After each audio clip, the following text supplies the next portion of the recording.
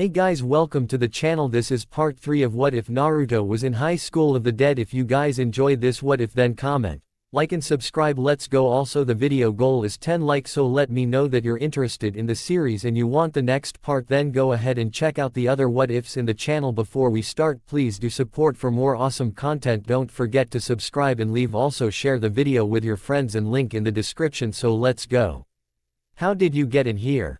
Naruto looked back at the man that had called them out first. Assuming he's the leader of their group, the roof was open.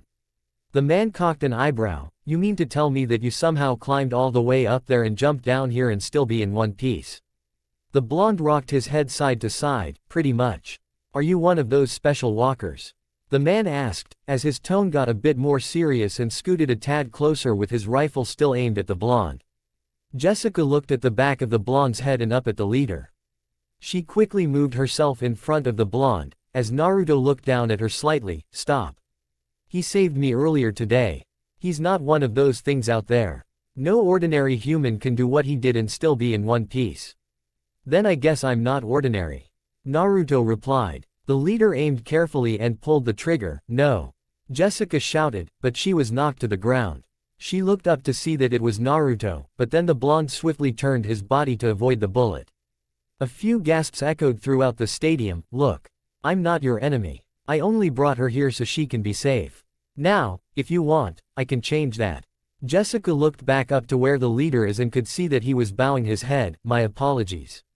The corner of his lip curled up to show a small smile. Now, I'm not going to be here long. So, you all won't have to be suspicious of me. The leader placed his rifle down and waved his hand. No. No. Stay here for a while. I have a few questions for you.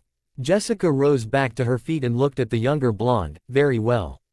Takagi Manor. Takashi and the gang all sat on the benches around the fountain out in the courtyard.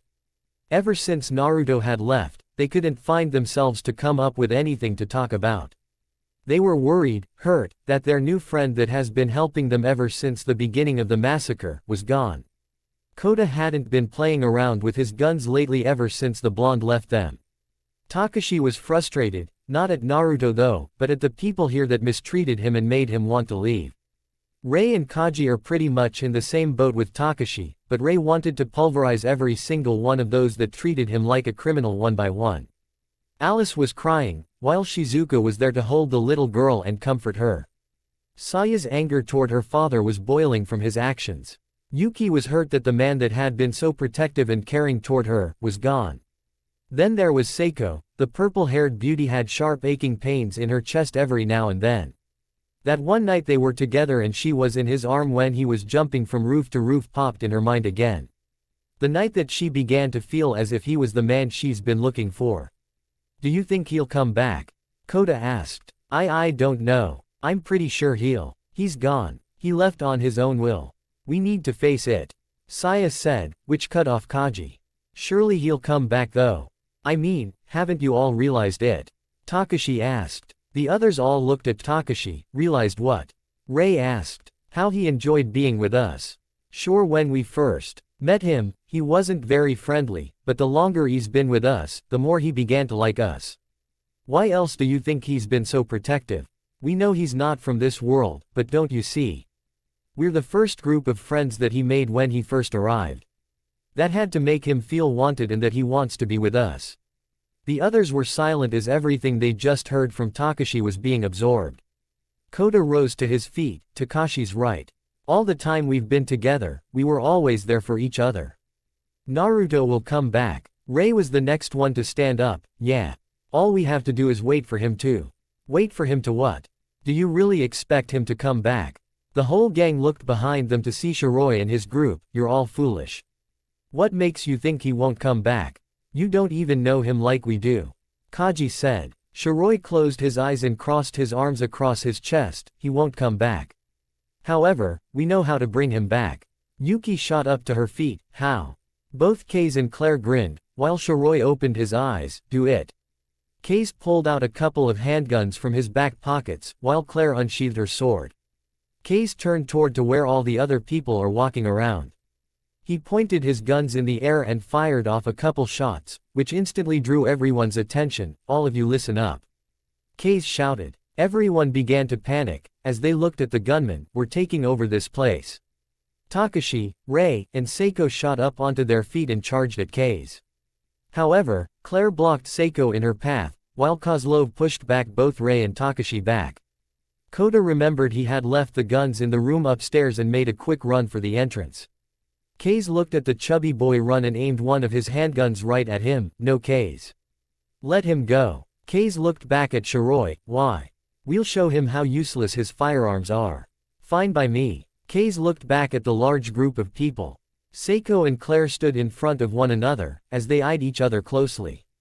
Seiko unsheathed the sword that Suichiro had passed down to her from her father. Both women tightly held onto the handle of their sword, while Seiko was the first to charge. She slashed her sword diagonally at the American woman, but Claire easily blocked it.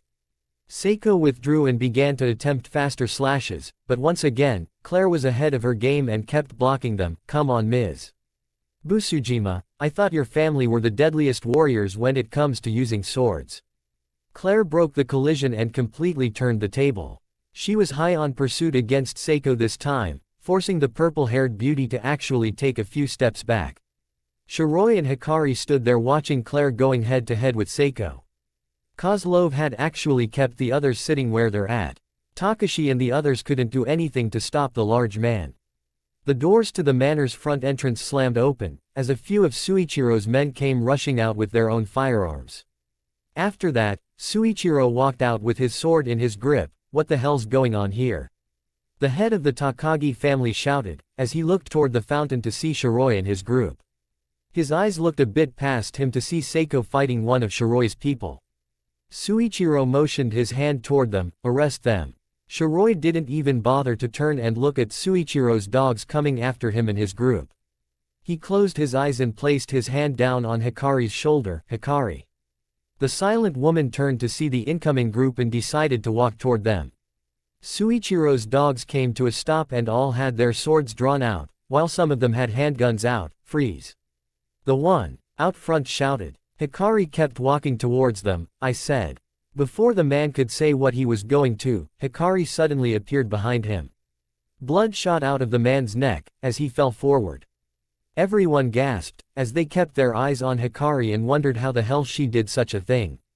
She had no sort of weapon in her hands or anything. The rest of Suichiro's men charged at the woman and most of them attempted to slice her clean, but Hikari was easily avoiding them. She showed no sign of worrying at all. She pushed through a couple of them, which those men instantly fell forward lying in their own blood. Takashi and the others couldn't believe what they were seeing. What the hell is she doing?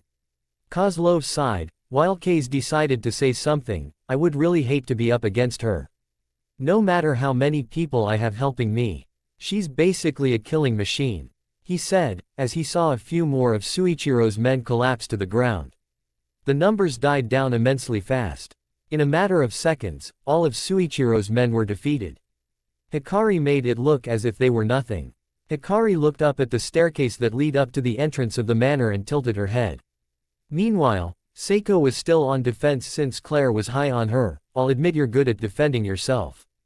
But you lack offense. Claire dropped her sword purposely and grabbed Seiko's sword by the handle. Seiko's eyes widened, as Claire kicked her right against her stomach, which caused her to let go of her sword and slide back a bit. Seiko looked out in front to see Claire closing in on her and just on the nick of time, she ducked to avoid a deadly kick that looked like it could have taken her head off. Seiko stood back up and avoided a couple oncoming punches. Claire attempted another punch, but Seiko dodged it, as she swung her leg up and managed to kick Claire against her head. However, that didn't slow Claire down one bit, as she punched Seiko hard on her stomach. Seiko hunched forward, as she coughed up some blood. The punch was so hard that it caused her to lose her breath and to even make her fall to her knees. Seiko leaned forward and placed her hands on the ground, trying to catch her breath. Tell me, Ms. Busujima, has someone ever attacked you with your own sword? Seiko looked up to see Claire standing there with her sword pointed down at her and also had her own sword in her other hand. Balcony. Kota grabbed his Springfield and positioned it on the railing. Come on, he said to himself and looked through the scope. He saw Takashi and the others, and then he moved a bit more past them to see Claire standing above Seiko. He focused and steadied himself to where he aimed right at Claire's head. "Got you," he said and pulled the trigger. He watched and saw Claire swing her other sword to where it sliced the bullet in half. Koda's eyes widened. "No way." He pulled the trigger again and the same result happened. Koda began to sweat and started to get frightened. How is she cutting through the bullets so easily? He asked himself, but then he heard another gunshot. Koda dropped the gun over the balcony and fell backwards on the floor as he screamed in pain. He placed his left hand over his right shoulder after receiving a shot to it just now. Kay sighed, "He's no expert when it comes to me. Why are you doing this?" Shiroi looked over to Takashi, "Because, we're making this our new base." Suichiro walked down the stairs, which Shiroi turned to look at him. "Do you honestly think you'll get away with this?" Shiroi placed his hands in his pockets. "We've already won. If you want to try and fight, I can't guarantee that you'll survive." Shiroi then looked at all the people that have been watching. "Everything, now listen everyone, I'm in charge now. If you wish to live, you'll listen to me." Suichiro looked at all his fallen men. "I can't let you all live after what you've done to my comrades." Shiroi then looked back at Suichiro. "Then strike me down," he said and remained standing where he was. Suichiro didn't bother to question him and charged after the silver-haired man. Hikari remained standing in the middle of the scattered bodies of Suichiro's men and watched the head of the Takagi family run right past her. Suichiro pulled his sword back, but before he could close in on Shiroi, he froze. His sword fell out of his hands, as his arms dropped to his sides. Saya's eyes widened in horror, as she saw her dad's head slowly slide off. Father, Kozlov, Claire, and Kaze were shocked. They had no idea that they were going to kill the head of the Takagi family. Shiroi turned to Claire, "Take Ms. Busujima and have her change. She'll be the main bait to bring Naruto back." The American girl was still completely shocked to see that Suichiro was beheaded here in front of all these people.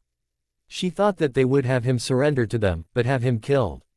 She wasn't informed about it at all. "Claire." The American girl shook her head and looked at Shiroi. "Sorry." She tossed Seiko's sword aside and sheathed her own, as she lifted Seiko up to her feet. "Come on." Shiroi then turned to Kozlov, "Take them inside and lock them upstairs." The Russian nodded and motioned the group to get up, which they didn't listen. They were all astonished from seeing Saya's father be decapitated in front of their eyes. "Get up." Shiroi then turned to Kaze, "You keep guard of the courtyard." Kaze lowered his head. "Why yes sir."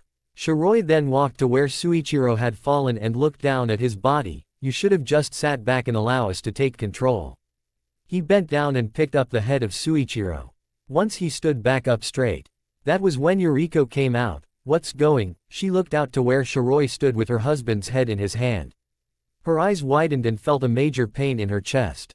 She couldn't believe what she was looking at, but tears escaped her eyes and reached for the handgun that she had strapped around her thigh. Before she could pull out her gun, Hikari appeared in front of her. Yuriko leaned back and looked down at the incredibly fast woman, but then she felt a strike to the back of her neck and collapsed to the ground unconscious. "Hikari, take Yuriko to her room and stay there to make sure she stays there once she wakes up." Hikari nodded, as she picked up the unconscious woman. Shiroi looked around to see his comrades getting to their assignment and smiled slightly. He should be on his way here soon. Time skip. 11:27 p.m. Naruto and Jessica were sitting in the stands watching people play a game. A game that Naruto had never seen played like this before. "What are they doing?" Jessica looked at the blonde. "They're playing a game called football." The blonde sighed, as he saw one of the men threw the ball to one of his teammates and watched how he was instantly tackled once he caught it. "People in this world sure have interesting things compared to mine." A nerve struck the blonde, which caused him to lean forward and place his hands on his head. "Naruto?" Jessica asked. The blonde shot up to his feet. "Something's wrong." What's wrong? Is everything okay over here?" The two blondes looked up behind them to see the leader of the group. "I have to go for now. Something happened and it isn't good." "I'll go with you," Jessica said. "No, you stay here with everyone." "Where might you be going, Naruto?" the leader asked. "Takagi Manor." "Takagi's Manor? Why?" "Because I left my friends there after something happened and now, something just doesn't feel right.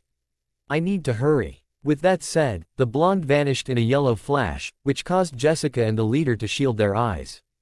Takagi Manor. A yellow flash shined the courtyard for a short amount of time, which faded to reveal Naruto. The blonde looked around and saw a few people out and about, but once he took a step, he felt like he had walked in a puddle or something. He looked down and saw that he was standing in blood. He also saw the man he had placed a seal on was beheaded and many other men cut up in pieces. His eyes widened slightly. What happened here? He looked around once more, until his eyes fixed on at the fountain. There, on top of the fountain, was Suichiro's head. The blonde turned around and looked at the small group of people. What the hell happened? They all looked at the blonde and didn't answer. Naruto clenched his fists. What happened? He shouted. Still no answer, but then the blonde heard clapping coming from the manor. He glanced to the front of the manor and saw Shiroi slowly walking down the stairs. Welcome back, Naruto. What did you do? The blonde shouted, as his anger was beginning to boil. I simply killed the head of the Takagi family and his men for wanting to kill you. Bullshit. Once Shiroi reached the bottom, he placed his hands in his pockets. You don't actually believe me. No. And where are my friends? They're safe. No need to worry. Where are they? Shiroi closed his eyes. Shiroi leaned his head to the left slightly to avoid a kunai that the blonde had thrown at him. He straightened his head back and opened his eyes. So you wish to kill me, do you? I do, and I will. With his anger breaching his point, he charged at Shiroi. Shiroi closed his eyes, while Naruto summoned his sword in his left hand. Once he was closing in, the blonde was forced to drop to one knee. What the hell? He looked down at his other knee and saw several needles piercing into him. He tried to get up, but couldn't find himself to paralysis. I know what you're capable of, boy. I'll admit, I may not have the power you have, but I can read you like a book. Naruto gritted his teeth. Now, I know that the paralysis can't stop you. So, come on, Naruto Namikaze. Rasengan. Naruto slammed the blue ball of chakra right against the last remaining Zetsu, which sent it flying. The blonde looked around and saw that there was nothing left of the Zetsu army. Need to catch up with the others quick. Most impressive, Kyuubi. Naruto looked around looking for the voice. Up here, Kyuubi. The blonde looked up a large rock cliff and saw none other than Madara. This is where your path ends, boy. Where are my friends? Madara stepped aside, as Kabuto came up next to him. You mean these? Kabuto asked, as he had Kiba and Sai in his grasp. His tail came around him to show that his tail had Sakura wrapped in. Naruto's eyes widened and clenched his fists. What did you do? Oh, nothing yet. But you'll get to see your friends be killed here soon. Madara answered. Naruto's eyes instantly changed to their red-colored ones, his nails extended slightly, his whisker marks darkened, and his hair spiked all around a bit more. Let them go. Madara chuckled behind his mask and jumped off the cliff to where he landed a few feet across from the blonde. If you wish to save them, you have to get through me. Naruto took a step forward and was suddenly right in front of Madara. The ancient shinobi was astonished, while Naruto landed a deadly punch right on Madara's mask. Madara was forced to slide back, and once he halted himself, a crack appeared at the bottom of his mask. I'm going to crush you. Naruto shouted. Madara narrowed his eyes. Let us see who's more powerful then. Come on, Kyuubi. Kurama. I'm on it. The needles in Naruto's knee came out, as he got back up to his feet and charged after Shiroi. Where are they? The blonde demanded to know and shot his fist forward, while Shiroi sidestepped to avoid it. Naruto then attempted to elbow him, but Shiroi easily caught it. The blonde brought his sword around and tried to slice his arm off, but once again, Shiroi withdrew and avoided it. The blonde held his right arm up and had his palm face him. Shiroi grinned knowing what was about to happen. Shinra-ten, Naruto was cut off when he saw Hikari right in front of him. What the? The next thing that the blonde knew was that blood completely covered his right arm. Naruto quickly jumped back, keeping his distance from the two. I'm afraid I can't allow you to lay a hand on my master, Hikari said, as she turned to look at the blonde that was a good distance away. Naruto chuckled and smiled slightly. So you can actually talk. Hikari tilted her head to the side a bit and pouted very slightly. Hikari here is one not meant for words. She simply acts it out rather than speaking. Shiroi said. Naruto brought his sword forward and pointed it at the two. He added some chakra to the sword, but it was forced to cancel, as his sword shattered to pieces. What the hell? He looked over at Hikari. So she did this. But how can she move so incredibly fast? And on top of that, she shows no sign of using any kind of weapon. I need to be. You should never take your mind off of the fight. Naruto's eyes widened hearing Hikari's voice from behind him. He quickly spun around and blocked a deadly kick that was aimed for his head. The blonde did a low-swept kick hoping that it would make her lose balance, but it wasn't good enough since she backed away. Once Naruto got back up to his feet, Hikari was already right in front of him. He saw that she was about to behead him with her hand. He quickly ducked and allowed Hikari to go right past him, but she managed to cut some of his hair off. Her hands are her weapons. The blonde thought. Naruto crossed his fingers and summoned a dozen of clones. Shiroi was still standing at the bottom of the stairs and grinned at the amusement. Hikari turned around to look at the group of blondes. She stood there and watched all of his clones coming at her. However, she saw the real one just sitting back and observing. All the clones pulled out a kunai. Hopefully this will, right there, before his very eyes. Hikari was right in his face already. Naruto couldn't believe it one bit, as he saw all his clones were gone and stepped back. How the hell are you like this? Hikari narrowed her eyes and shot her right arm out as if it was like a spear. The blonde turned his body and barely managed to dodge it. He saw that she was open and that it was his chance. Quickly grabbing her arm, he swung her around to his back and threw her over his shoulder to where she was slammed to the ground rather roughly. He reached down to grab Hikari by the head, but she shot her leg up and back to end up kicking him against his head. Naruto stumbled back a bit and felt a major pain roaming through his head. Hikari hopped back on her feet and just stared at the blonde. Naruto shook his head and looked at the woman. What are you waiting for? Hikari tilted her head and then shot out acid from her mouth. Naruto's eyes widened remembering the night that he was temporarily blind, so he quickly vanished out of sight. Hikari tilted her head to the other side and began to look around.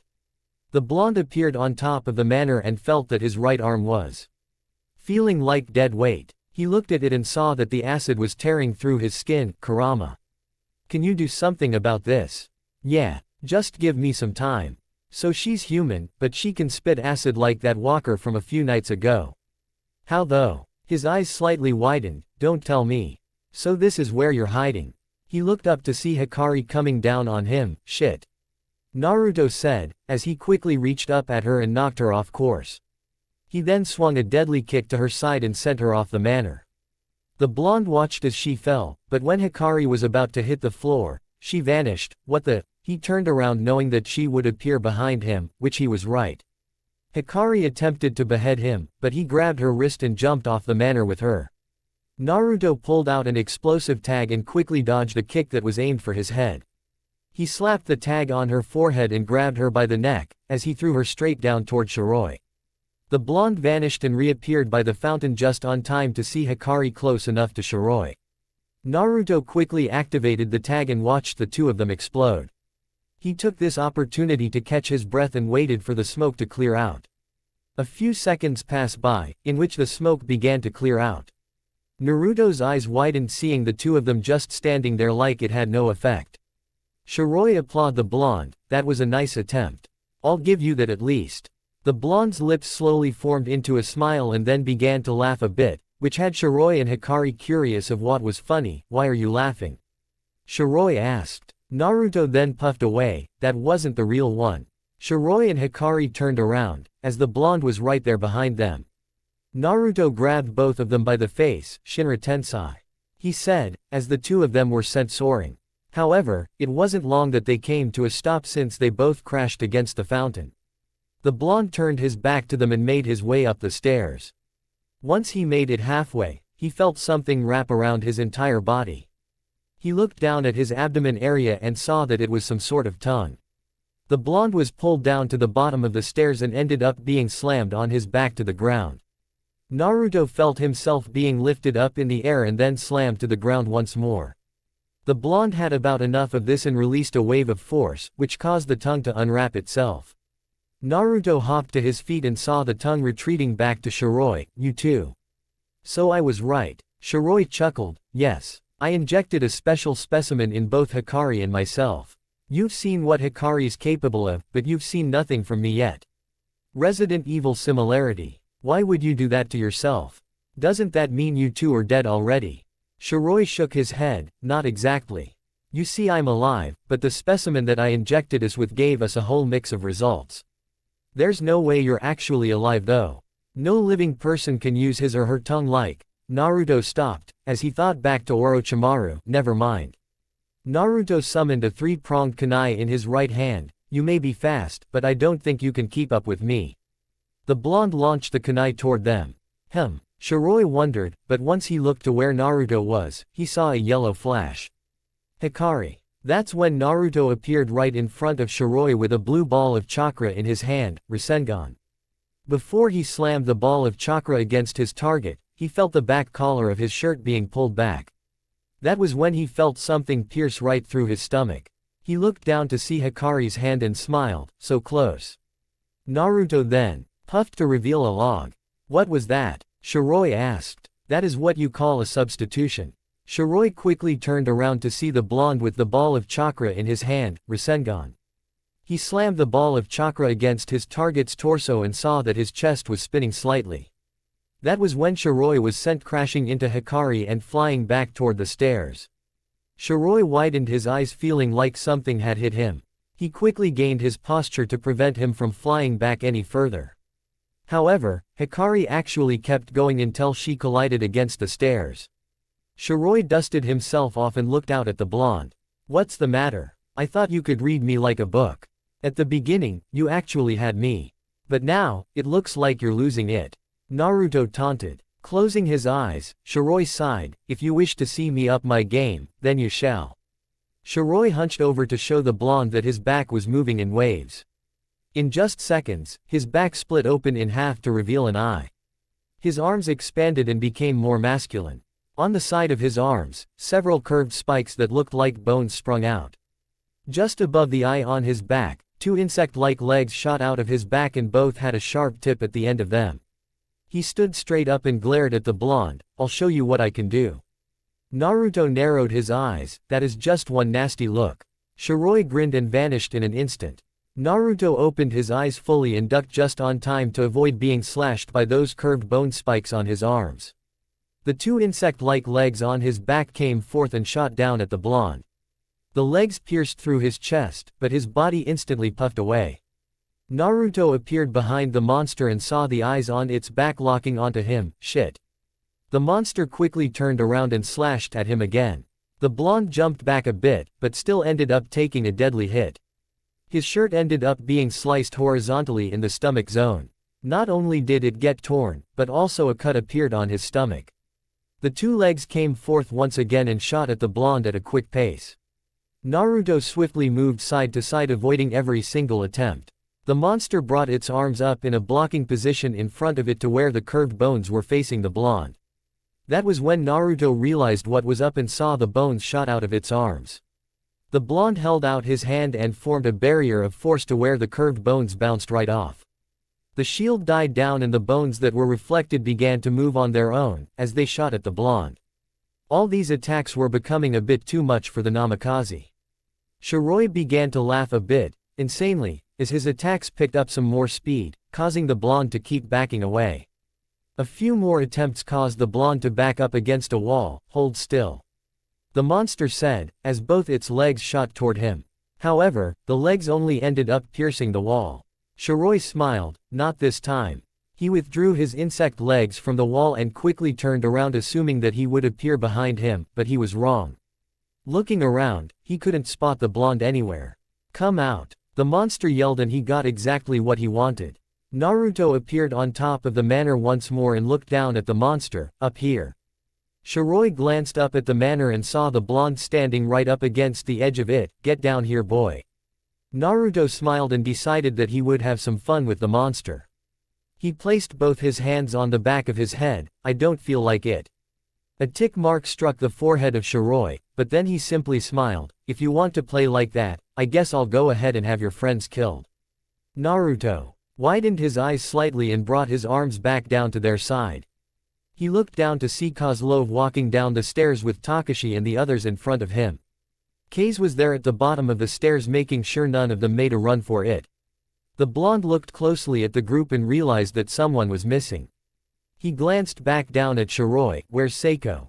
The monster pointed to the left of the blonde, which Naruto looked down once again and to the left. There, on the balcony, he saw Seiko standing against the railing looking up at him with Claire right next to her.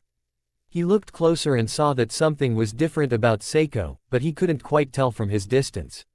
Once Takashi and the others reached the bottom, they all looked up at the blonde, Naruto. Just when he was about to jump down and save them, he felt something pierce him from behind and come right out of his gut. His eyes widened, as he looked down to see that it was Hikari's hand coming out of his gut.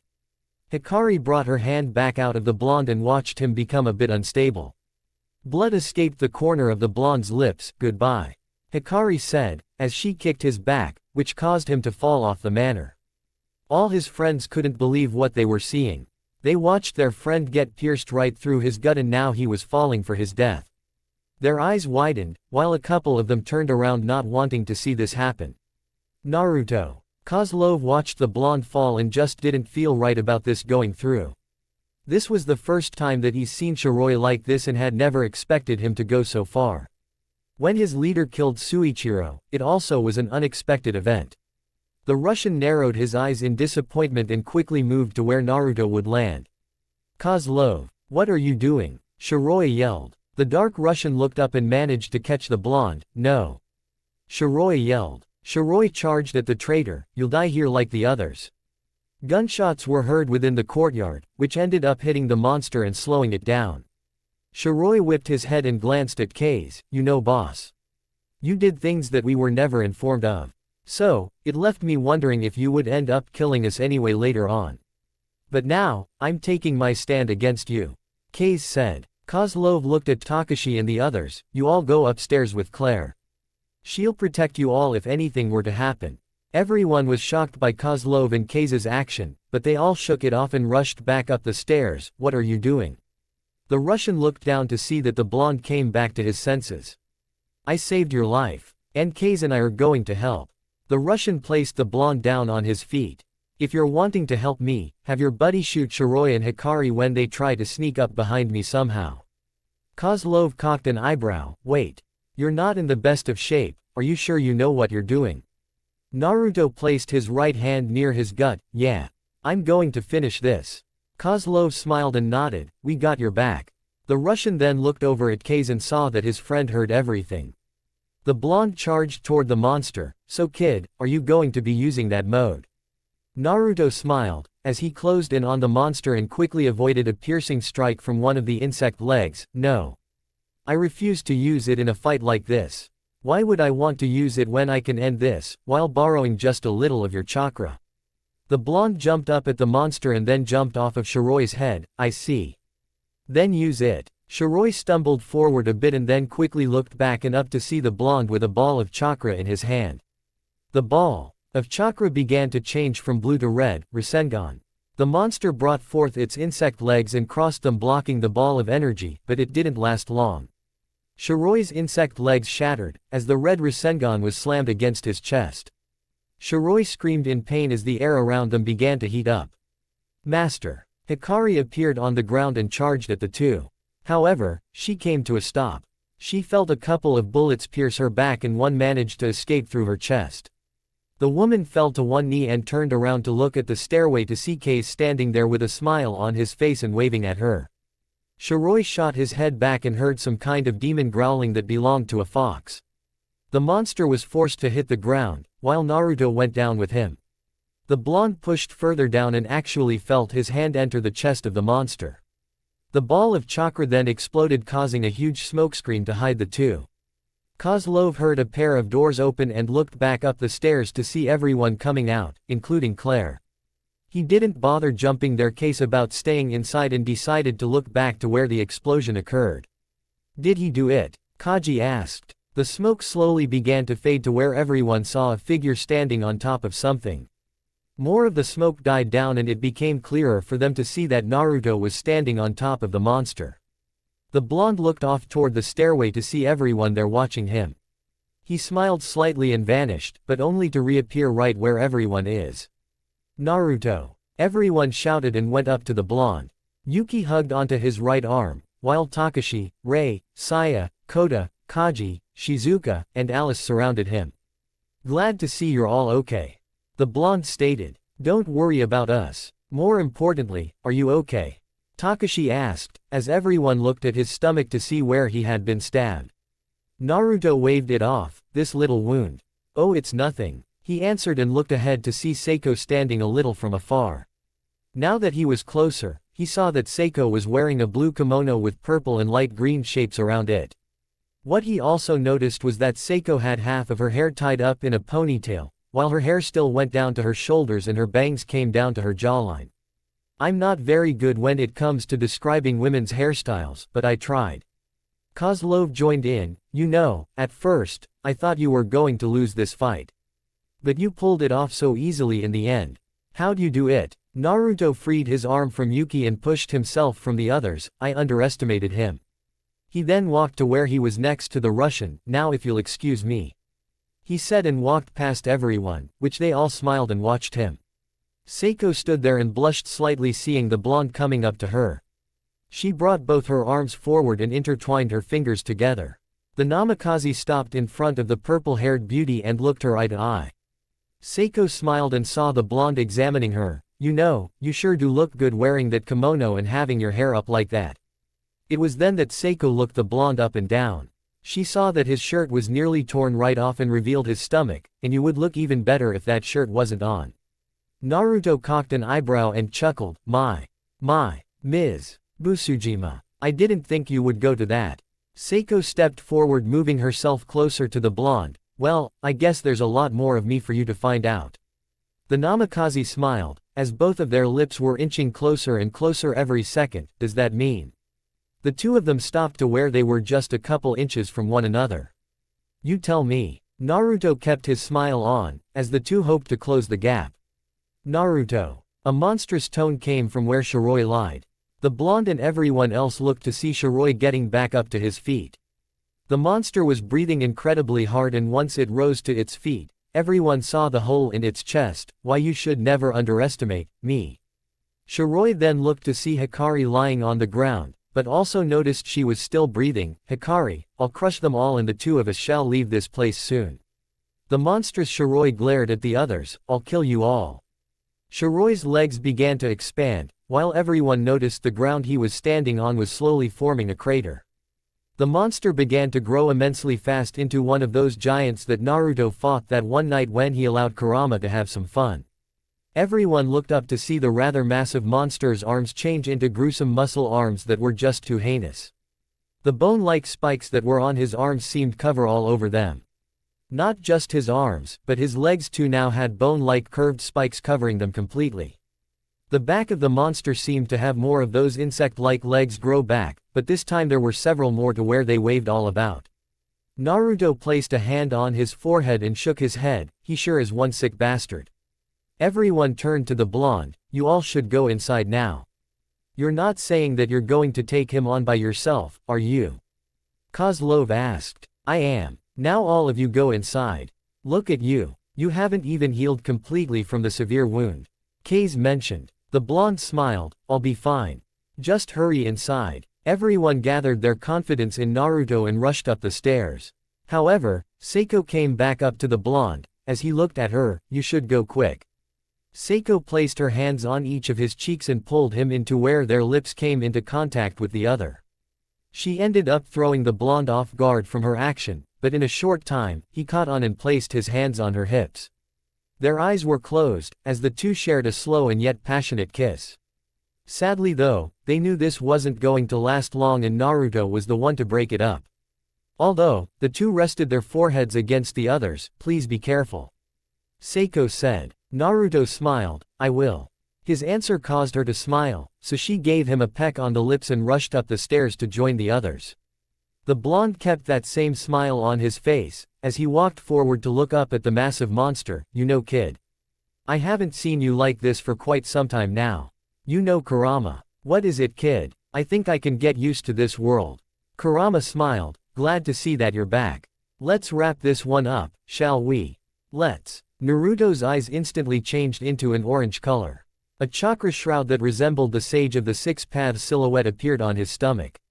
His body became covered in the Nine Tails chakra cloak. However, the color was yellow instead of it being red. His body even flickered flames from his cloak. Shiroi looked down at the yellow blur. What do you think you're doing? Shiroi said in his monstrous tone. I'm going to finish this quick. Within a blink of an eye, the namikaze was gone. The monstrous Shiroi looked around and couldn't find a single trace of the yellow blur. That was then the eye on the monster's back spotted the blonde.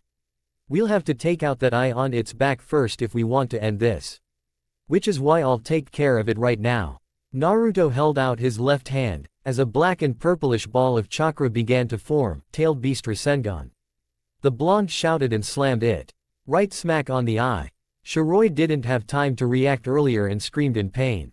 In just seconds, the eye exploded, which sent the blonde back a bit. Naruto vanished and quickly reappeared on top of the manor. He looked down at the monster and saw where the eye used to be, was now just a big empty hole-like crater on its back. That's still sick.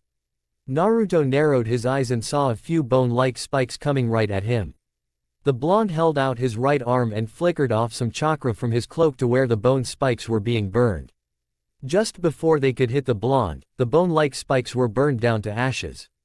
Kid, I know you're having fun in this form and that it's been a while since you've used it, but might I remind you? This form uses up a lot of your chakra the longer you use it. Yeah, I remember. The blonde examined the monster and looked for what to take out next. The insect-like legs waving around caught the blonde's eyes. Okay. Best to take those out so he won't be able to use them for blocking and better yet, stabbing me to death. Right when he commented on the legs, one of them stretched out towards him. Naruto vanished in an instant and appeared on the monster's right shoulder. Chakra arms began to form from within his cloak. He jumped down and began slicing a leg off one by one with incredible speed. That's enough, Shiroi yelled, as he felt his last leg being sliced off. The monster turned around and ended up slamming its giant arm hard against the blonde. The impact was hard enough to where it sent the blonde crashing just below the manor's balcony. Naruto shook his head and felt that his body made an imprint on the wall and saw the monster coming towards him. Need to keep him away from the manor. The blonde shot himself at the monster and actually managed to push it back farther away from the manor. Naruto stopped the both of them and pulled back his fist. Narrowing his eyes, he landed a deadly punch to the monster's chest to where it actually pierced into it.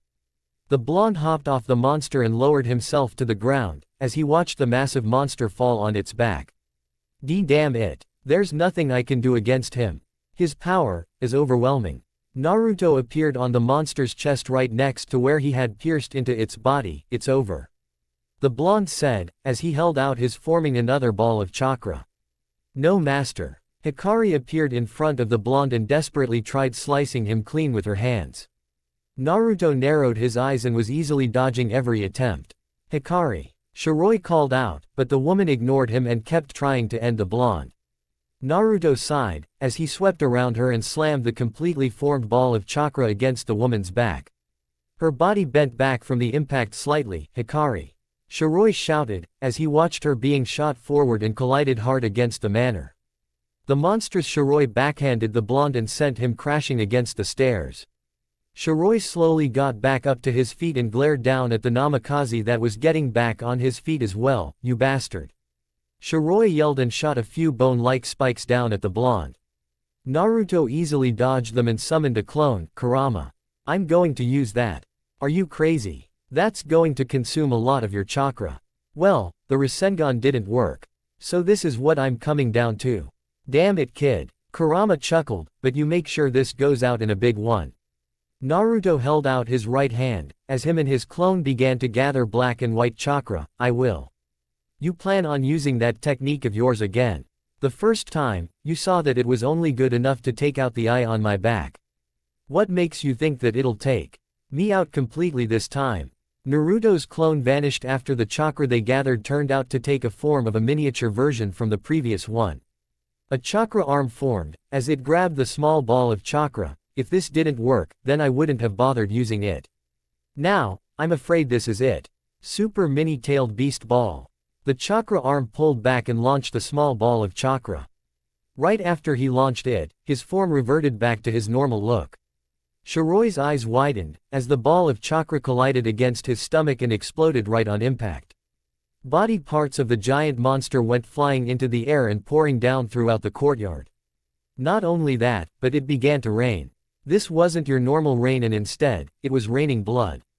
Shortly after, the rain of blood came to an end, along with the body parts from the monster. "It's over," he said to himself. The doors to the manor opened, as his friends came running down the stairs. Naruto. The blonde turned to see his friends coming down the stairs and gave them a thumbs up with a smile. His eyes closed, as his body collapsed to the ground. Naruto. Once everyone made it to the bottom, they looked down at him and all smiled. "He sure is fairly interesting," Kozlov said. "You did great, Naruto." Takashi stated. "Thank you, Naruto," everyone else said, as they kept looking down at the sleeping blonde. Outside the Takagi's manor gate, a figure stood just outside the main gates and had watched everything that had occurred. The person wore a black trench coat that pretty much covered their whole body. The person had their hood on and their hands buried in their pockets.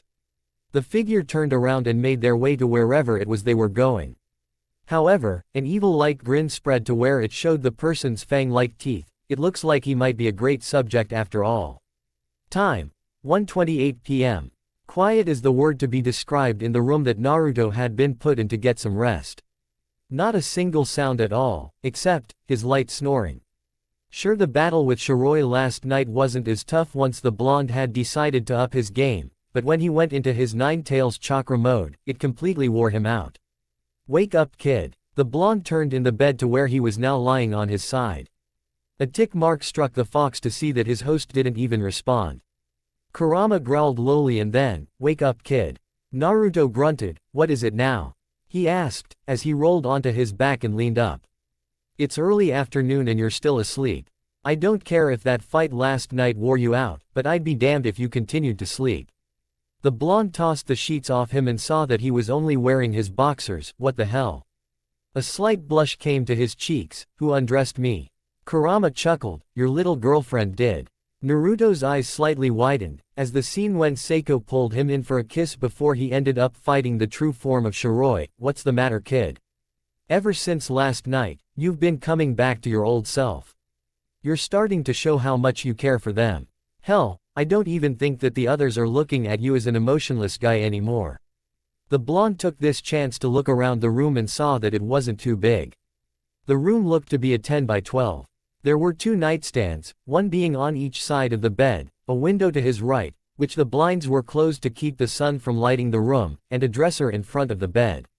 He looked at the dresser across from him and saw a pair of clothes that were just sitting there. Turning his body, his feet hit the ground and immediately got out of bed. He walked to the dresser to see that there was a dark green short-sleeve shirt and wood camo khaki shorts. Footsteps were heard coming from out of the room, so he quickly threw the clothes on, not wanting anyone to see him in his boxers. Just as he suspected, the knob to the door turned and slid open to reveal Seiko. She wore that same kimono from last night and had her hair the same as well. "Glad to see you're up," she said. Naruto smiled and examined her. "Well, looks like me telling how gorgeous you look in that really made you want to wear it." Seiko blushed lightly. "The reason why I came in here is because Yuriko-san wishes to see you." Yuriko. Naruto remembered what he saw last night when he first came back to the manor and narrowed his eyes sadly. "Yes, we've already held a proper funeral for Suichiro-san and she wishes to speak with you." "Where is she?" "She's outside with the woman that was close to Shiroi." Naruto's eyes widened. "She's still alive?" "Yes, she says that she healed herself." "Healed? Yeah, I think she also wants to speak with you." "All right," he said, as he walked past her, but before he left the room he turned around and grabbed the purple-haired beauty. She was forced to turn around and felt her body being pulled towards him. In a split second, the next thing she knew was that his lips were pressed against hers.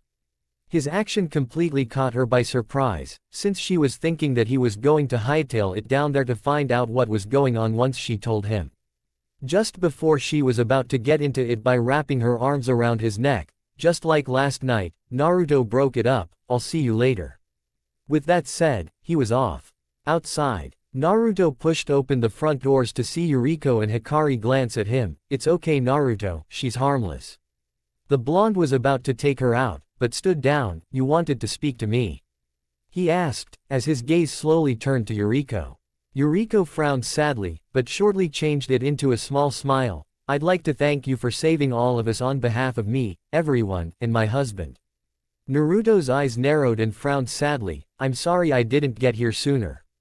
My husband was always one to die for his people. He was never one to run away from a fight to defend his honor. The blonde bowed his head and then glanced at Hikari. What's her story? Why is she still here and alive? Yuriko turned to the younger woman. I think that's what she wishes to tell you. Hikari looked up at the blonde slightly. See, about a couple years ago. Flashback. Hikari was sitting in an alley leaning against a wall wearing torn-up clothing that basically resembled her being homeless. Her eyes were narrowed and the expression on her face showed like she didn't care about a thing at all. A group of men walked into the alley and spotted the girl, as they walked toward her. These men had smirks on their faces and looked like they were up to no good. They walked up to her slowly with their hands deep in their pockets. The men went up to her, one on each side of her, leaving the other one right in front of her. She looked up at them with that same expression, seeing the evil smirks on them. Hey there, girlie, the man in front of her said, and cupped her chin. Hikari didn't say a word and watched the man step back, as he unbuttoned his pants. His pants slid down his legs and grabbed the rim of his boxers. Before he pulled them down, he felt a hand on his shoulder. He knew it wasn't his buddies since they were looking behind him. Turning around, he saw a man with long spiky silver hair. I suggest you pull your pants back up and leave. The man listened to pulling his pants back up and buttoning them, then glared at the man. Who the fuck are you? Do you want to die? The silver-haired man closed his eyes. I'll say it one last time, leave. Kill him. The two men from the sides attempted to knock the man down, but they were both stopped on each side of the silver-haired man. They hunched over and spit out blood, as they dropped unconscious. The last man took a step to the side and began stepping back from him, but then he grinned as he reached to his back pocket to pull out a knife.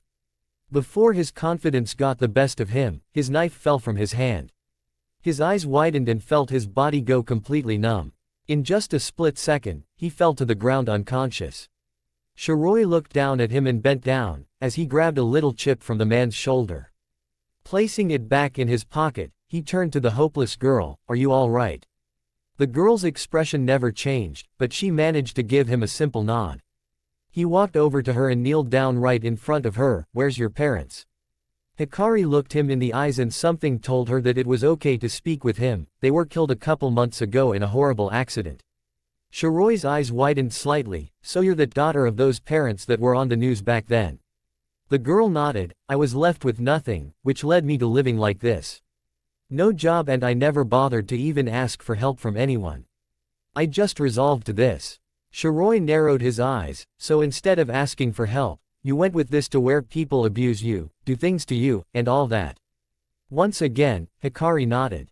Shiroi stood back up to his feet, which the girl looked up at him and saw him offer her his hand. Come on. I can't allow you to live like this. Hikari stared at his hand and reached for his hand, as she felt herself being helped up to her feet. She looked up at the man and watched him dust her off. Her eyes were following his hands wherever they went to, and once they were drawn back to his sides, she looked at him eye to eye. Thank you. Shiroi smiled. Come on. Let's go get you cleaned up and find some clothes for you. 4 months later, Hikari was in her new home that she was welcomed to and was in the kitchen finishing up making breakfast. Not going to describe Shiroi's house, sorry. She heard footsteps coming from upstairs, so she quickly grabbed a couple of plates from the cabinet and placed 2 slices of bacon, 2 slices of toast, and 2 eggs on each plate. She quickly placed them on the table and went back to get 2 glasses. Opening the fridge, she grabbed the orange juice and opened it, as she filled the glasses. She placed the carton back in the fridge and grabbed the 2 glasses. Once she turned around heading for the table, she saw Shiroi standing there wearing black dress pants, black dress shoes, a white long-sleeve buttoned shirt, a black suit, a red and black diamond-shaped patterned tie, and a black belt. You know, Hikari, you sure have found yourself attached to cooking. Hikari smiled. You opened your home to me and it's just fair that I help out in any way that I can. Shiroi took a seat, as Hikari came to the table and placed the glasses down next to their plates. She sat down and looked at his attire once more. Why, you sure are overdressed today. What's going on? I have an important meeting. Oh, is it with that guy with those weird teeth? Shiroi chuckled, well, he is the boss, of course it's with him. He answered, as he took a bite of his toast. Hikari smiled and looked around the table and couldn't help but realize that something was missing. Shiroi had a wondering look on his face, where's the forks? Hikari quickly got out of her seat and went back to retrieve the missing silverware. Shiroi frowned slightly, I can't believe he still wants to go on with this. He thought. Hikari came back to the table and placed the forks next to their plates, sorry. I was rushing myself towards the end that I must have forgotten about them. Shiroi looked at her as she sat down and smiled lightly, no worries. He grabbed the fork and the two of them began to dig into their breakfast. Time passed by as the two wrapped it up. Hikari got up and grabbed both their plates, well, I'll see you later today Hikari. Thank you for the breakfast. The woman turned around with a smile on her face and was about to say you're welcome, but she saw that he was already gone. Her smile turned into a sad frown and continued on with the dishes. Fujimi Hospital meeting room. Shiroi found himself sitting at the end of a long table with his boss on the other end. There were 3 other people on each side of the table too. Our scientists believe that this substance will be complete next year. When that time comes, we're going to need a test subject. Now hold on, this substance, are you sure it brings the dead back to life? One of the other people asked. I believe I said it should be ready next year. We'll find out till then. However, our scientist came up with something different during the process. Different? Did they tell you what it is? Someone else asked. No, but they said that they need a couple of people to test this on. We don't need anyone being a test subject until we know what exactly this substance is. I believe you don't get to make the decisions here. The boss began to look around the table to decide who should be tested on. One of the others slammed his fists on the table and shot up to his feet, you don't get it. We don't even know what this substance does. What if it ends up killing someone? The boss looked at the outraged man and reached under the table, which Shiroi knew what his boss was about to do. Shiroi stood up, I'll volunteer. Everyone turned to look at the silver-haired man, while the boss simply smiled, good. How about you bring in that homeless girl you took in under your wing too? Shiroi's eyes widened slightly, no. I wish to test this on both male and female. Now, you can either bring her here now, or tomorrow.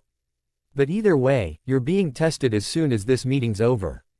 We'll test this on me. But Hikari is to remain out of this. The boss sighed, fine. Fine. You are one of my favorite employees after all.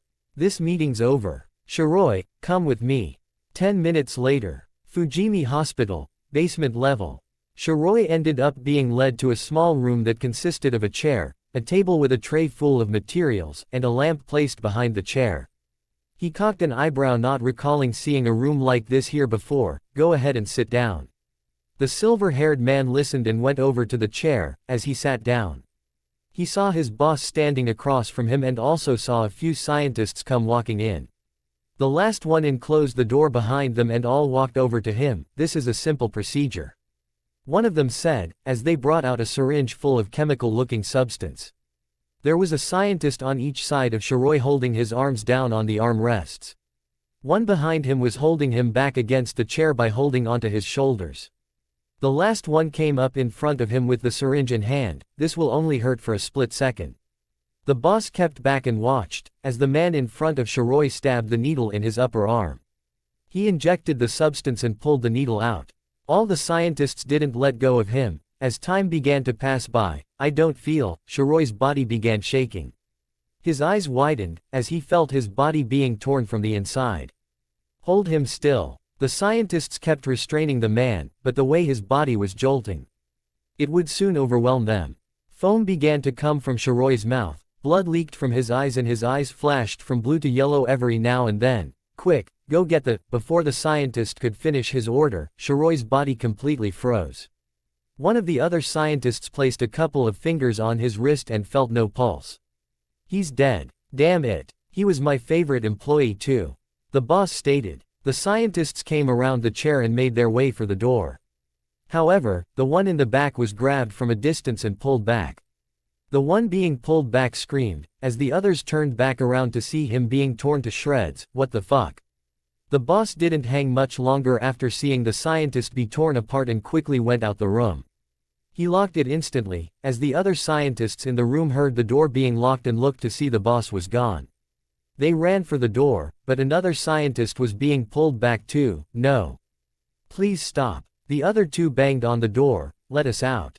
Another one was forced to be pulled back, leaving the one that injected the substance into Shiroi the only one left.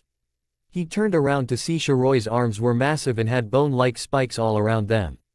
Shiroi then looked at the last remaining scientist. "Shiroi, please snap out of it." He got no response, but instead, Shiroi shot those spikes right at him, which impaled him against the door. Outside the room, the boss heard the thud against the door and heard nothing coming from inside. It turned him into a monster all right. He looked back to all the people working around. "Hey. I want a couple of you to pay a visit to Mr. Inazuma's household and bring that girl here." A few of them nodded and made their leave. "We'll return with her boss." The boss smiled. "Good. In the meantime, we'll wait for Mr. Inazuma here to calm down." Next day, Shiroi was lying on the ground in the middle of a dried-up puddle of blood. When he wakes up, he wouldn't know how exactly this turned out. That was when his body shot up. What the? He looked around and saw the mess.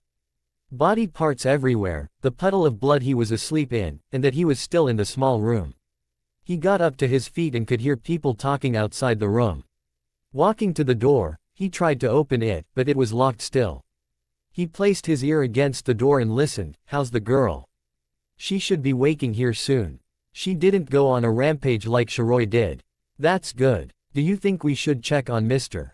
Inazuma now?" "Yeah, he's been out for a day. He should be fine now." Shiroi heard footsteps coming towards the door and quickly retreated back further into the room. He began to walk around just so that they wouldn't find him listening in on them. The door opened, as Shiroi looked to see a scientist come in. "How are you feeling, Shiroi?" "Other than freaked out about the mess in here, I feel fine." "Good. If you would, come with me please." The man backed out of the room and held the door open, as Shiroi walked towards the exit. Once they were both out of the room, Shiroi looked around to see that everyone was working. The man that came and got him was behind him. His thoughts of the girl they talked about were roaming his mind. He was worried, curious, and frightened, hoping that it wasn't who he was thinking of. His mind was starting to drive him nuts. "How about you bring in that homeless girl you took in under your wing too?" That statement from his boss was going through his head and all he could think about was her right now. Quickly turning around, he grabbed the man by his shoulders and slammed him against the wall. "Where is she?" The man struggled to break free from Shiroi's grasp, but was having no luck. Who?" he asked. Shiroi pulled him back and slammed him hard against the wall. "You know damn well who I'm talking about." "Hey, what do you think you're doing?" a scientist asked, as he came up to him. Shiroi ignored him and kept his eyes on the man he had pinned against the wall. He felt a hand placed on his shoulder and instantly kicked the scientist against his gut. The man hunched over, while Shiroi didn't even move his glare on the man being pinned. I don't know why you're talking about." "The girl. Where is she?" he asked, as he slammed the man once again. She's with the boss." Shiroi's eyes widened slightly. "Where are they now?" "We're right here." Shiroi turned to look to his side and saw his boss with Hikari right next to him. Her eyes were narrowed, showing no emotion at all. He loosened his grip on the man and fully turned to face them. "Hikari." He walked up to her and lowered himself to where he was eye to eye with her. Looking closely, he saw her eyes had a yellowish color to them. Standing back up, he glared at his boss. "What did you do to her?" He barked and grabbed him by the collar with both his hands. His boss smirked, showing his fang-like teeth. "Have you already forgotten what I requested during the meeting? Since you were completely knocked out after your little slaughter, I had my men go fetch her from your place and bring her here." Shiroi gritted his teeth. "You bastard." He pulled back his right fist. Just before he attempted to punch the living daylights out of his boss, he came to a sudden stop.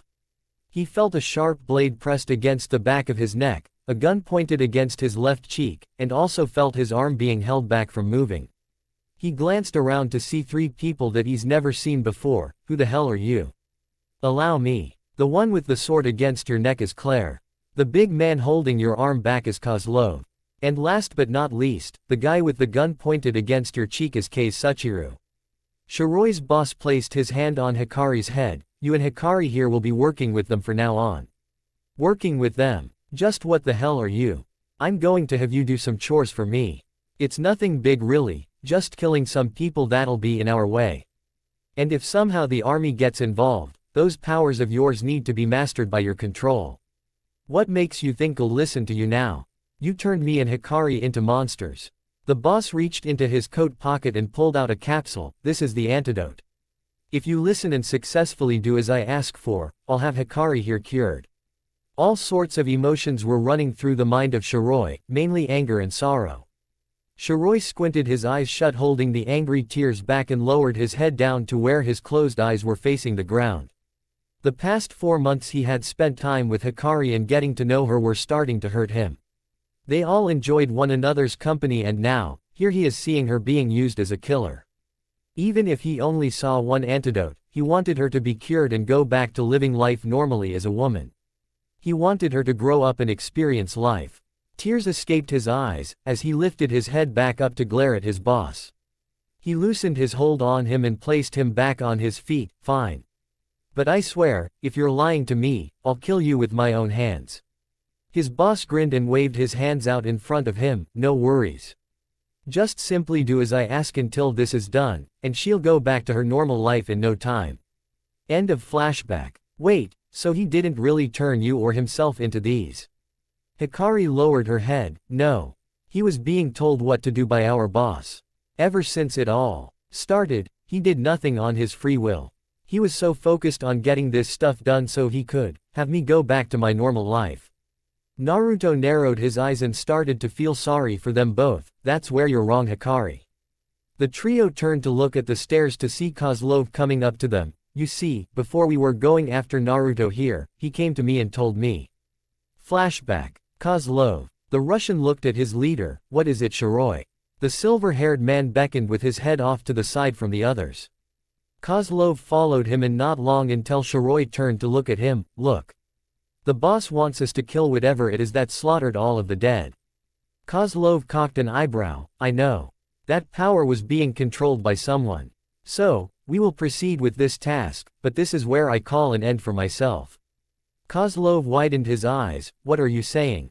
Shiroi looked back to see K's fighting with Claire, and saw Hikari just standing there watching the two. That power is far beyond anything in this world. Whoever is controlling that, can save her. You can't be saying that you're going to. Shiroi looked back at the Russian. Yes. I will fight whoever has that power, and that's where I'll fall.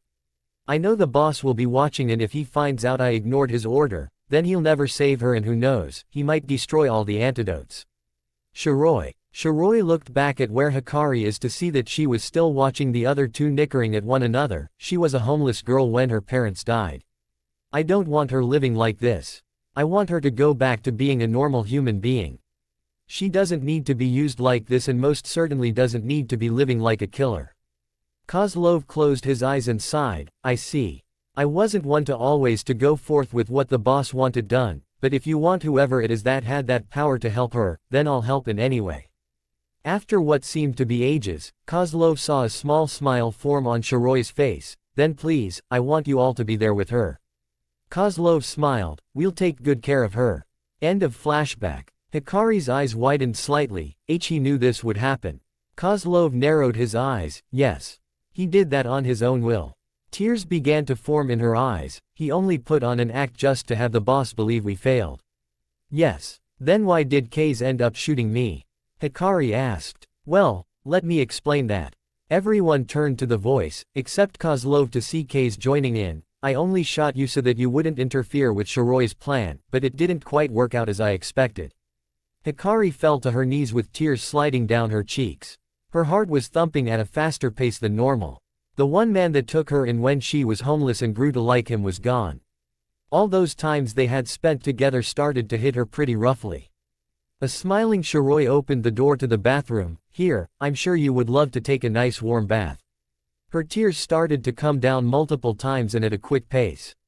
Shiroi sat on a bench and saw Hikari holding a dark purple t-shirt lined up against her body. It looks nice. How about we go find you some pants or shorts now? He asked as he pointed at the stack of shirts next to his bench. Hikari looked to where he was pointing and saw the massive stack of shirts. She giggled and added the purple shirt to the collection. You sure are expensive. Shiroi commented. Hikari's arms felt like dead weight, as they just remained still to her sides. Hikari stared at Shiroi and watched him gobble down the steak bits off his plate. She then looked down at her untouched plate. Come on. Take a bite already. You'll love it, he said and went back to devouring his meal. Hikari then picked a piece up with her chopsticks and brought it to her mouth. She took the food in and slowly chewed on it. Her eyes widened slightly and found herself chewing the meat faster. Shiroi smiled. See, it's good, isn't it? The woman couldn't hold it anymore and screamed in pain. Her heart was aching, as the man she had grown to love was gone. She lowered her head, as the tears fell from her cheeks to the ground. Kozlov and Kaze went to her sides and both put an arm around her shoulders to comfort her. Naruto and Yuriko stood there feeling sorry for the girl's loss. The blonde felt a hand on his shoulder and turned to see hsod and Claire. The country woman pulled him away from them. Look. If Shiroi wasn't practically being used and if Hikari's life wasn't on the line, none of this would have happened. I really hope what you heard from them proved it. The blonde turned his head to look back at the hurt woman and then back at Claire. She killed Suichiro. I know she had no clue what Shiroi had planned, but... Claire pulled the blonde closer to herself, that way her lips were right next to his left ear. Listen. None of us anticipated for that to happen. Hikari slipped and all she wanted to do was protect him. Kind of how Suichiro wanted to protect his family and friends. Claire sighed. Please. At least give her a chance. The American woman walked past him and made her way to the hurting girl.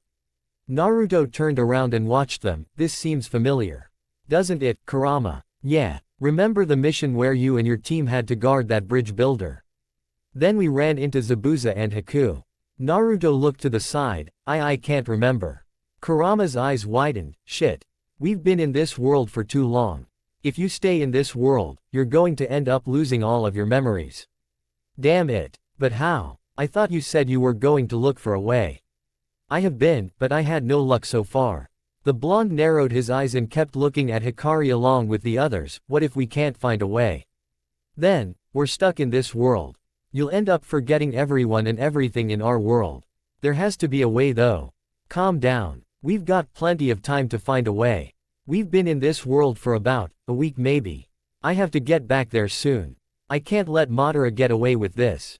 Kid, calm down. That collision you had with him had to have weakened him greatly.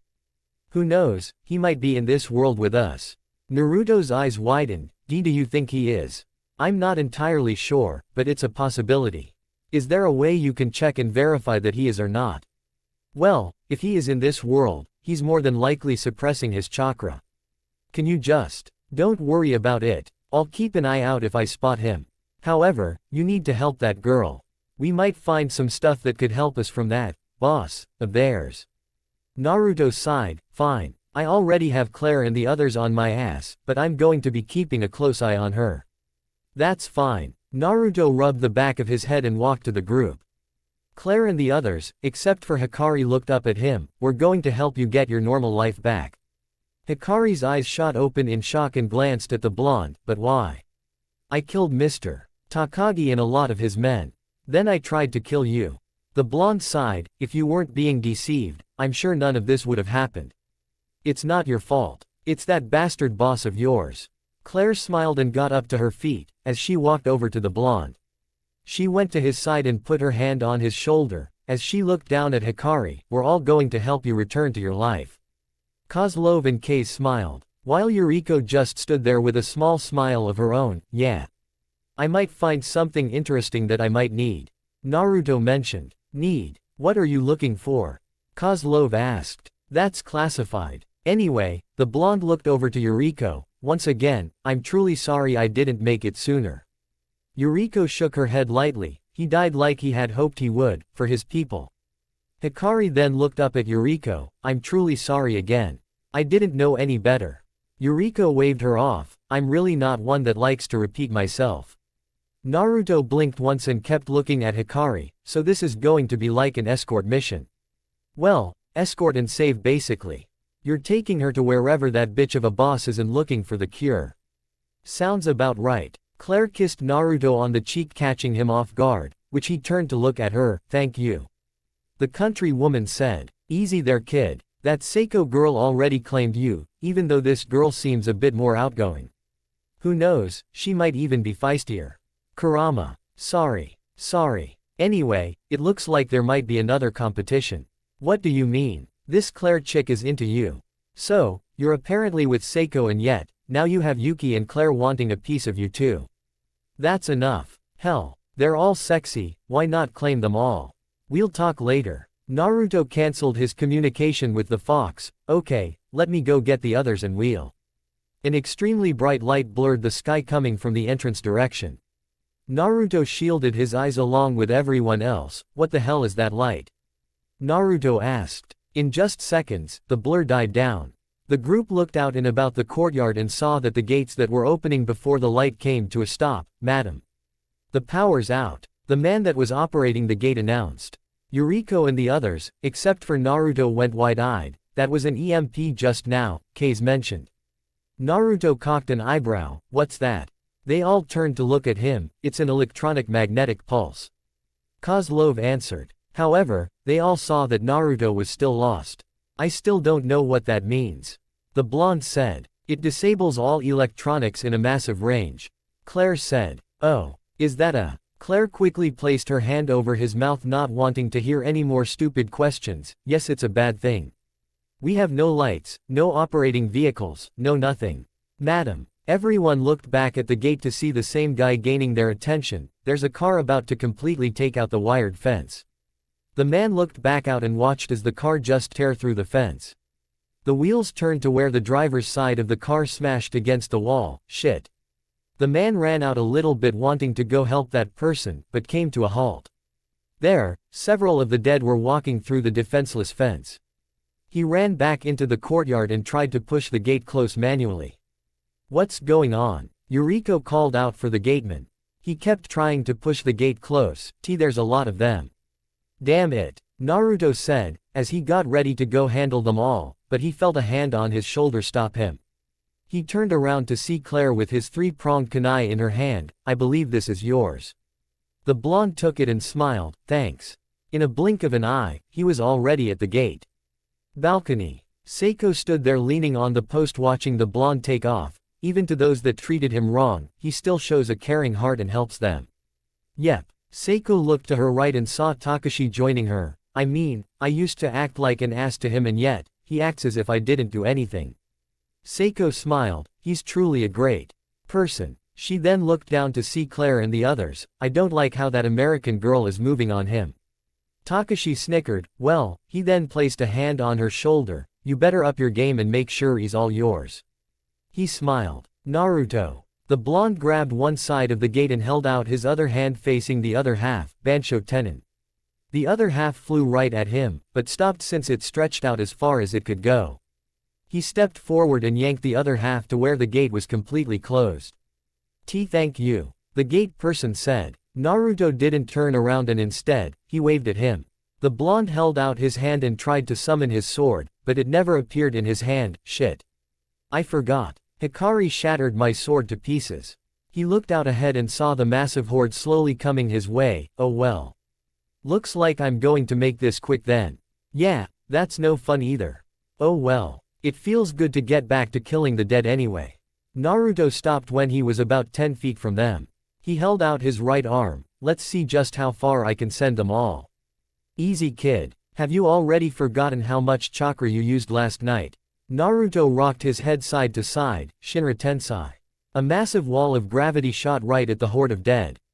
In just seconds, the entire horde was sent flying off in a distance. I think that was too much. Naruto chuckled, feeling just a tad uneasy. So it seems. Bravo. Bravo. Naruto then heard clapping coming from above and around him. He looked up and side to see a large group of shady people holding all sorts of firearms on the walkways on each side. You guys again. How's it going, Namikaze? It sure has been a while. The blonde looked at the walkway to his right above him and saw the leader of the group. It sure has. Did you come asking for your death? The shady man laughed. No. I came here to commend you on defeating Shiroi. I'm quite impressed. However, the real boss is rather upset now that he lost his favorite pawn. Naruto gritted his teeth, your boss is a dead man. The large shady leader grabbed onto the railing and jumped over and down to the road. Once he landed, the street below his feet ended up turning into a crater. He walked over to the blonde and saw him getting in a fighting stance. Don't worry. I'm not here to fight.